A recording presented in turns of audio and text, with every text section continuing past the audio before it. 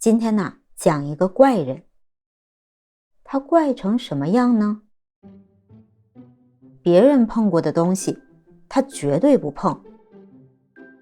洗手啊，不用盆兒，必須讓僕人用水壺倒水，水流沖着洗。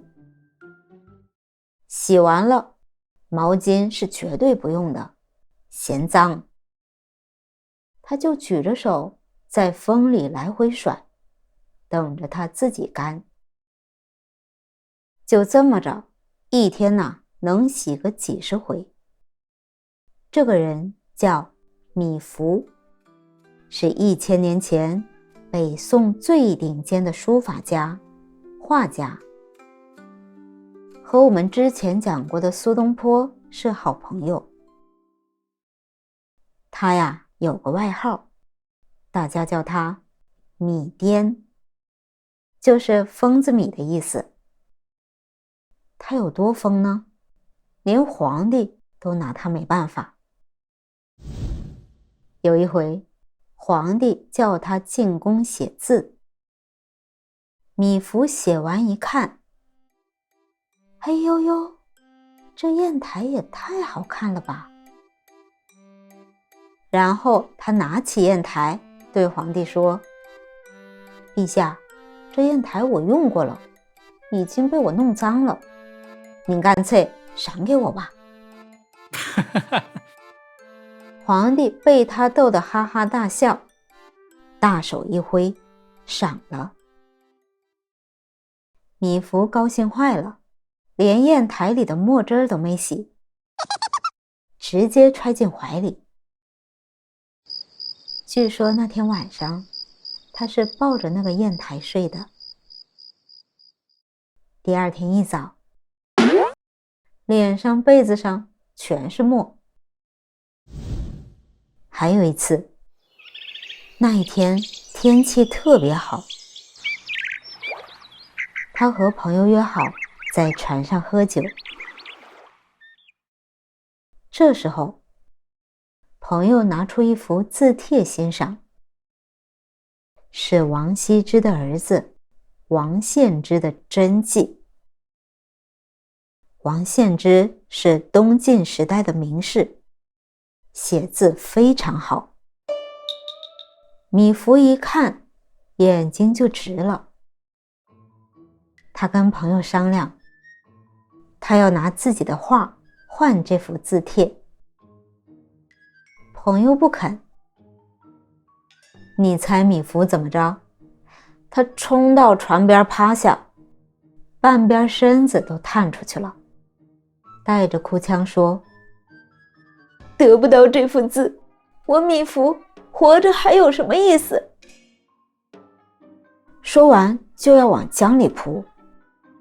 朋友嚇得魂兒都沒了，那他沒辦法，只好把字帖送給了他。除了寫字畫畫，米芾一生中最大的熱愛，那就是玩石頭。等等，你可能會問，石頭有什麼好玩的？到處都是啊。哎，米芾喜歡的石頭可不是普通的鵝卵石或者大理石，他喜歡的是一種特別的石頭，叫太湖石。這種石頭長什麼樣呢？它們坑坑洼洼，歪歪扭扭，上面呢全是窟窿眼兒。在中國文人眼裡，這種醜石頭是世間最迷人的藝術。為什麼呢？我們人做的東西總想着要對稱，要完美，但太湖石不是。它是老天爺花了幾萬年，用湖水日日夜夜地冲它、磨它、鑽它、穿它，就這麼過了不知道多少年。它身上的每一條皺紋都是歲月的故事。每一個窟窿都是天地的呼吸。它歪着、扭着、殘缺着。米芾專門總結了欣賞太湖石的4個標準，叫瘦、皺、漏、透。瘦，像仙风道骨的仙人，挺拔清冷，不臃腫。皱，表面紋理起伏，那是岁月和風雨留下的痕迹。漏，倒一壺水，水流會像小瀑布一樣，從不同的洞口流下。透，點燃一炷香，煙霧會從孔洞裡飄出來。好，理解了這4個字，我們再回到米芾。有一天，他被皇帝派到一個叫無為州的地方去做官。剛一上任，他在州府的大院裡溜達。突然，他站住了。院子裡立着一塊巨大的奇石。這塊石頭長得太絕了，簡直就是為了那4個字瘦、皺、漏、透而生的。米芾的眼睛瞬間就亮了，他的那股瘋癲勁兒又上來了。他幹了件什麼事呢？他扭頭就喊：快把我的朝服拿來！手下人都懵了。朝服？那不是見皇帝的時候才穿的嗎？不一會兒，米芾就穿上了他最隆重、最正式的朝服。他頭戴官帽，整理好衣摆，神情肃穆地走到這塊巨石面前。接着，驚人的一幕發生了。這個一天洗手幾十次，嫌棄全世界髒的人，撲通一聲，直接跪在地上。他不僅跪下了，他還對着石頭深深地磕了一個頭。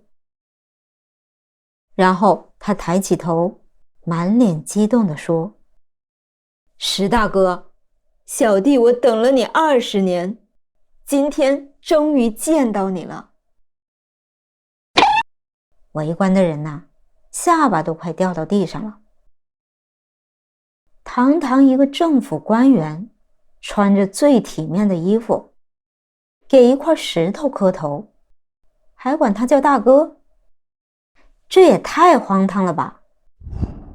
這個驚世駭俗的新聞像長了翅膀一樣，很快就傳到了京城，傳到了皇帝的耳朵裡。結果可想而知，在古代官場，這叫有失體統。很快，上面就下達了處罰。米芾行為怪異，降職查辦。他因為一塊石頭被炒了魷魚，丟了這麼好的官職，一般人肯定腸子都悔青了吧。可是米芾呢，他聽到被免職的消息後，哈哈大笑。他不僅沒有半點難過，反而拿起筆，把自己跪拜石頭的樣子畫了下來。逢人就拿出來炫耀。你看，你看，這就是我和我大哥第一次見面的樣子。後來有人說起米芾這一輩子，做官做得一塌糊塗，錢也沒攢下幾個，晚年一身病痛，但是他的字1000年後還有人臨摹。他說的那4個字，到今天還是中國賞識的最高標準。而那塊讓他丟了官的石頭，他後來還專門為他寫了一篇文章。你知道他在文章裡寫了什麼嗎？可以概括為4個字：此生無憾。你說他瘋嗎？好了，咱們下個故事見，拜拜。